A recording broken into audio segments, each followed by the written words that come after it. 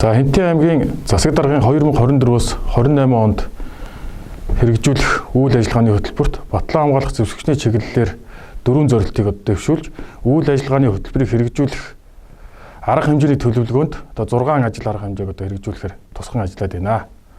За жишээлбэл орон нутгийн хамгаалтын томилгоот бүрэлдэхүүний үүрэг гүйцэтгэх чадамжийг дэвшлүүлэх чиглэлээр орон нутагт үйл ажиллагаа явуулж төрийн цэргийн болон хууль эрх байгууллагуудтай хамтран сургалт дадлагыг үе шаттайгаар жил бүр зохион байгуулж явуулахаар бас анхаарч ажиллаж байна. Мөн хүүхэд залуучуудад цэрэг хорон жүзэл төлөвшүүлэх чиглэлээр нэлээдгүй ажил арга хэмжээг төлөвлөн хэрэгжүүлэхээр тусгасан бөгөөд батлан хамгаалах зэвсэгчдийн чиглэлээр явагдаж байгаа ойн баярын өдрүүд бусад арга хэмжээний үед ард иргэд хүүхэд залуучуудад чиглэсэн тэмцээн урлаг спортын арга хэмжээг бас зохион байгуулж ажиллахаар төлөвлөд байна. За мөн хүүхэд залуучуудад цэрэг хорон жүзэл төлөвшүүлэх чиглэлээр нэлээдгүй ажил арга хэмжээг төлөвлөн хэрэгжүүлэхээр ажиллаж байна.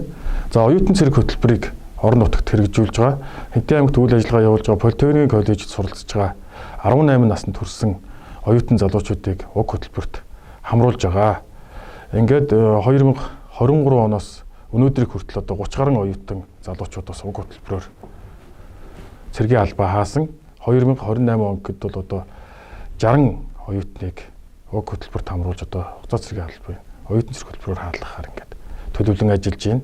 Мөн орон нутагт үйл ажиллагаа явуулж байгаа зэвсэгчдийн анги салбарыг үйл ажиллагаа дэмжих чиглэлээр тухайн анги салбарт алба хааж байгаа хугацаа цэргийн албаа хаагчрын мэдлэг мэдээлэлээ дэвшлүүлэх чиглэлээр холбогдох тоног төхөөрөмжийг бас шийдвэрлэх тал дээр аймгийн удирдлагатайгаа хамтарч анхаарч байна. Батлан хамгаалах бодлого зорилт үйл ажиллагааг орон нутагт хэрхэн хэрэгжүүлэх, ямар ажил арга хэмжээ авч хэрэгжүүлж ажиллаж байгаа талаарх мэдээллийг энэхүү номноос танилцаарай. Баярлалаа.